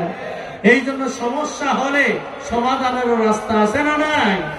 এই এক ইস্তেগফারের মাধ্যমে আল্লাহ পাক রব্বুল আলামিন কত সমস্যার সমাধানের কথা বলেছেন। সুবহানাল্লাহ। আবু দাউদ শরীফের বর্ণনা 1518 নম্বর হাদিসের বর্ণনা, নবীজি সাল্লাল্লাহু আলাইহি ওয়াসাল্লাম বলেন, কেউ যদি ইস্তেগফারের আমলকে আঁকড়ায়া ধরে, আঁকড়ায়া ধরা বুঝেন? সব সময় আস্তাগফিরুল্লাহ, আস্তাগফিরুল্লাহ, মসজিদে আসে আস্তাগফিরুল্লাহ, মসজিদ থেকে বের হয়ে যায় আস্তাগফিরুল্লাহ, রাস্তায় হাঁটতেছে আস্তাগফিরুল্লাহ, দোকানে বসে আছে কাস্টমার নাই আস্তাগফিরুল্লাহ, বাজারে গেল ব্যবসা বাণিজ্য এখন মন্দা আস্তাগফিরুল্লাহ, সব সময় আস্তাগফিরুল্লাহ। এটাকে বলা হয় ইস্তেগফারের আমলকে আঁকড়ায়া ধরা। ছোট বাচ্চা মাকে দুধ দেওয়ার জন্য এমন ভাবে আঁকড়ায়া ধরে 6 মাসের বাচ্চাকে ওই মা দুধ খাওয়াইতে বাধ্য হয়, ঠিক কিনা বলেন? এটাকে বলা হয় কি? আঁকড়ায়া ধরা। নবী বলেন, কেউ যদি ইস্তেগফারের আমলকে আঁকড়ায়া ধরে আল্লাহ তাআলা তাকে 3টা পুরস্কার দান করবেন। সুবহানাল্লাহ। কয়টা পুরস্কার? 1 নম্বর পুরস্কার, জাআলাল্লাহু মিন কুল্লি দিকিন মাখরাজা। আল্লাহ পাক রব্বুল আলামিন জীবনের যত বিপদ আপদ আছে সব বিপদ থেকে মুক্তির রাস্তা বের করে দিবেন। সুবহানাল্লাহ। 1 নম্বর। 2 নম্বর পুরস্কার, মিন কুল্লি হাম্মিন ফারাজা। জীবনে যত পেরেশানি আছে সব পেরেশানি দূর করে দিবে। 3 নম্বর, ওয়ারাযাকাহু মিন হাইসু লা ইয়াহতাসিব। আল্লাহ পাক রব্বুল আলামিন এমন ভাবে রিজিকের ব্যবস্থা করে দিবেন বান্দা কল্পনাও করতে পারবে না। সুবহানাল্লাহ। এই জন্য হাঁটতে চলতে ইস্তেগফার, আস্তাগফিরুল্লাহ, আস্তাগফিরুল্লাহ, আস্তাগফিরুল্লাহ, আস্তাগফিরুল্লাহ। নবীজি সাল্লাল্লাহু আলাইহি ওয়াসাল্লাম বলেন, তুবু ইলাল্লাহ ওয়াস্তাগফিরু, তোমরা আল্লাহর কাছে তওবা করো, ইস্তেগফার করো। ফাইন্নী আস্তাগফিরুল্লাহ ওয়া আতুবু ইলাইহি ফিল ইয়াউমি আকসার মিন 70 মাররা। আল্লাহ নবী এক বর্ণনায় বলেন আমি দৈনিক 70 বারের অধিক, আর এক বর্ণনায় বলেন দৈনিক আমি 100 বার ইস্তেগফার পড়ি। নবী যদি মাসুম হয়ে দৈনিক 70-এর অধিক 100 বার পড়ে, আমার আপনার 1000 বারের বেশি পড়া দরকার, ঠিক কিনা বলেন? এই জন্য আমি আবারও বলছি 2025 সাল শুরু হলো, এই শুরুতেই আমরা সংকল্পবদ্ধ হই আমাদের অতীত যেমন ছিল ভবিষ্যৎ ইনশাআল্লাহ আরো সুন্দর হবে, বলেন ইনশাআল্লাহ। ইস্তেগফার, তওবা, অনেকের কষ্ট জাগে যে হুজুর তওবা তো করি ভাঙ্গা যে যায়, তওবা তো করি ভাঙ্গা যে যায়, কি করা সেটা ভাঙ্গা যে যায়। হাকিমুল উম্মত মুজাদ্দিদুল মিল্লাত শাহ আশরাফ আলী থানভী রাহমাতুল্লাহি আলাইহি তিনি বলেন তওবা ভাঙ্গা গেলে তওবার উপরে ফিরে আসা এতটা সহজ, ওযু ভাঙ্গা গেলে ওযু কইরা নেওয়া যতটা সহজ। ওযু ভাঙ্গা গেছে, আসরের নামাজ পড়লাম, ওযু ভাঙ্গা গেছে, মাগরিব পড়া লাগবে, বলেন ওযু করলে এই ওযু দিয়ে মাগরিব পড়া যাবে না? আবার ওযু ভেঙে গেছে, আবার নতুন করে ওযু করলাম, এই ওযু দিয়ে কি এশার নামাজ পড়া যাবে না? এই ওযু দিয়ে কি কোরআন শরীফ পড়া যাবে না? বলেন না, স্পর্শ করা যাবে না? তাহলে ওযু ভেঙে গেলে ওযু কইরা নিলে যেমন ওযুওয়ালা হয়ে যায়, ঠিক তেমনি ভাবে তওবা ভেঙে গেলে, তাকওয়া ভেঙে গেলে আবারও যদি তওবা করে নেই, আবারও যদি তাকওয়ার উপরে উঠে আসি, তাহলে আবারও তাকওয়াওয়ালা তওবাওয়ালা হয়ে যাবে। সুবহানাল্লাহ। তবে বারবার বারবার যদি এভাবে হতে থাকে আর নিজেরও চেষ্টা থাকে, আল্লাহ পাক রব্বুল আলামিন এক পর্যায়ে বান্দাকে তওবার উপরে অটল থাকার তৌফিক দিয়ে দিবেন। সুবহানাল্লাহ।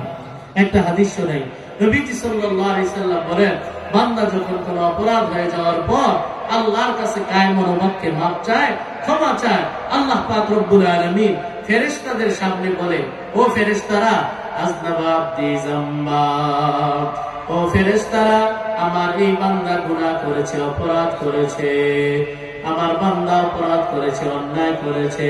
ফাআলিমা আন্না লাহু রাব্বা, এরপরে বান্দা টের পেয়ে গেছে তার একজন রব আছে, এই রব তাকে মাফ করতে পারে, রব তাকে মাইরও দিতে পারে, এই রব তাকে ক্ষমাও করতে পারে, আবার শাস্তিও দিতে পারে।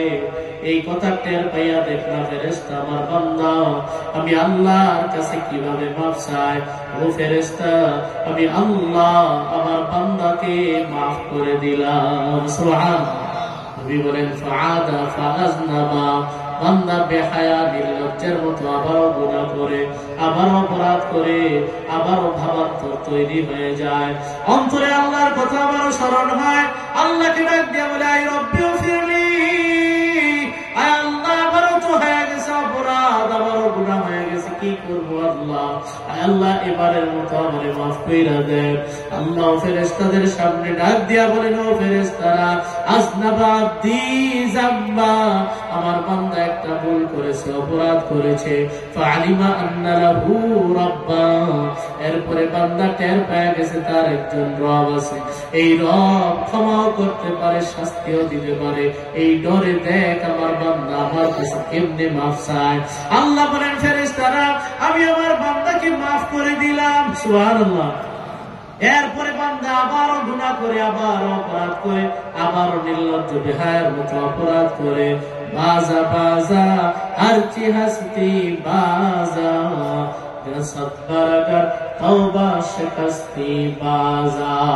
আল্লাহ বলেন বান্দা একবার, দুইবার, তিনবার, 100 বার যদি তওবা ভেঙে ফেলো, আমি আল্লাহর দরবারে আবারও ফিরে আয়, আমি আল্লাহর দরবার নিরাশের কোন দরবার না, আমি আল্লাহ আবারও তওবা কবুল করে নিব। সুবহানাল্লাহ। আল্লাহ নবী সাল্লাল্লাহু আলাইহি ওয়াসাল্লাম বলেন, বান্দা যখন বারবার তওবা ভেঙে যায়, আবারও তওবা করে নেয়, বারবার তওবা ভেঙে যায়, আবারও তওবা করে নেয়, এক পর্যায়ে গিয়া আল্লাহ পাক রব্বুল আলামিন ফেরেশতাদেরকে ডাক দিয়া বলেন, ও ফেরেশতারা তোমরা সাক্ষী থাকো, আমি আল্লাহ আমার বান্দাকে চূড়ান্তভাবে মাফ করে দিলাম। সুবহানাল্লাহ। ফালইয়াফআল ফালইয়াফআল মা শাআ, বান্দা এখন যা ইচ্ছা তাই করুক। এর ব্যাখ্যা হলো উলামায়ে কেরাম বলেন, বান্দা বারবার এভাবে চেষ্টা করার কারণে আল্লাহ কেমন যেন ঘোষণা দিয়ে দেন, আমি আমার বান্দাকে তওবার উপরে অটল থাকার তৌফিক দিয়ে দিলাম। বান্দা এখন যা ইচ্ছা তাই করুক, বান্দা ভালো কাজ ছাড়া করতেই পারবে না। সুবহানাল্লাহ। এই জন্য তওবা করবো তো ইনশাআল্লাহ। আল্লাহ আমাদেরকে তৌফিক দান করেন, বলেন আমিন। ছোট্ট আরেকটা হাদিস শোনাই, বুখারীর বর্ণনা। নবীজি সাল্লাল্লাহু আলাইহি ওয়াসাল্লাম ইরশাদ করেন, আল্লাহু আশাদ্দু ফারহা বিতাওবাতি আবদিহি হিনা ইয়াতুবু ইলাইহি মিন আহাদিকুম কানা আলা রাহিলাতিহি বিআরদিন ফালা। আল্লাহ নবী সাল্লাল্লাহু আলাইহি ওয়াসাল্লাম বলেন, মনে করো বিশাল বড় মরুভূমি, এর মধ্যে একটা মুসাফির সফর করতেছে, তার বাহনের মধ্যে খাবার দাবার সবকিছু আছে। এমন বড় মরুভূমি যে এই মরুভূমি শুরু আছে শেষ নাই, এমন একটা অবস্থা। বাংলাদেশ ছোট্ট দেশ, এই দেশের মধ্যে এত বড় মরুভূমি কল্পনাও করা যাবে না। এমন বড় বড় মরুভূমি আছে যেগুলা মাইলকে মাইল অনেক দূরের ব্যবস্থা। তো আল্লাহ নবী সাল্লাল্লাহু আলাইহি ওয়াসাল্লাম বলে, এই বান্দা চলতেছে চলতেছে ফানফালাতা তাআনহু, হঠাৎ করে তার বাহনটা হারায় গেছে। আলাইহা তুআমুহু ওয়া শারাবু, এই বাহনের উপরে তার খাবার দাবার সবকিছু সরঞ্জাম। বাহন না পাইলে নির্ঘাত তার মৃত্যু হবে। এই বান্দা বহু খোঁজাখুঁজি করার পর আর বাহন না পাইয়া ওই মরুভূমির মাঝখানে একটা গাছ আছে, পাতা শাজারাতান ফাস্তাজা ফি যিল্লিহা, চিন্তা করলো এদিক সেদিক ঘুরে আর কই যাবো, ফিরাও যাইতে পারবো না, শেষও করতে পারবো না, এর চাইতে ভালো মরবো এই গাছের নিচেই মরি। এই নিয়ত কইরা গাছের নিচে শুয়ে যায়। বলেন ফাবাইনামা হুয়া কাযালিকা ইয হিয়া বিহা কাইমাতান ইনদা, আল্লাহ বলেন হঠাৎ করে তার চোখ মেলে যায় আর দেখে তার হারানো বাহন সামনে উপস্থিত। সুবহানাল্লাহ। নির্ঘাত মরণ এবার সামনে উপস্থিত দেখা কাফাজা বিলিজামিহা ফাখাযা বিলিহামিহা, তার লাগামটা টাইনা ওই বান্দা তার বাহনের লাগাম আকড়া ধইরা এবার আল্লাহকে ডাক দিয়া বলে, আল্লাহ গো আনতা আবদি ওয়া আনা রাব্বুকা, আয় আল্লাহ আপনি আমার বান্দা, আমি আপনার খোদা। নাউজুবিল্লাহ বলেন। আল্লাহ নবী বলেন, লোকটা এই পরিমাণ খুশি হয়েছে, খুশির ঠেলায়, বাংলা ভাষায় বলি কি বলি, খুশির ঠেলায় আখতা আমিন শিদ্দাতিল ফারহি, খুশির আতিশয্যে লোকটা ভুলে বইলা ফেলছে যে আল্লাহ আপনি আমার বান্দা, আমি আপনার খোদা। উল্টা বইলা ফেলছে। দেখবেন মানুষ খুশির ঠেলায় এমন আল্লাহ জাল্লাহ বইলা ফেলে, ঠিক না? নবী বলে, নিশ্চিত মৃত্যুর হাত থেকে মুক্তি লাভ করার পর এই বান্দা যে পরিমাণ খুশি হয়, একজন বান্দা তওবা করে ফিরে আসলে আল্লাহ এর চাইতে কোটি গুণ বেশি খুশি হয়ে যায়। সুবহানাল্লাহ। অথচ আমার আপনার তওবা করার দ্বারা, আল্লাহর কাছে ফিরে আসা দ্বারা আল্লাহর বিন্দু মাত্র লাভও নাই, ঠিক কিনা বলেন? বিষয়টা কি এমন যে আল্লাহর কর্মী আছে এখন মনে করেন 5 কোটি, আমরা দুনিয়ার মুসলমান যদি আরো 150 কোটি হই তো 5 কোটির লোক আরো কিছু বাড়বে, আল্লাহর দল ভারী হবে নাকি? বলেন আল্লাহর দল ভারী হবে, আল্লাহর রাজত্ব একটু বাড়বে না। আল্লাহর কোনো ফায়দা নাই, আল্লাহর লাভও নাই, লসও নাই। ফায়দা বা লস এই পুরাটাই আমাদের, ঠিক কিনা বলেন?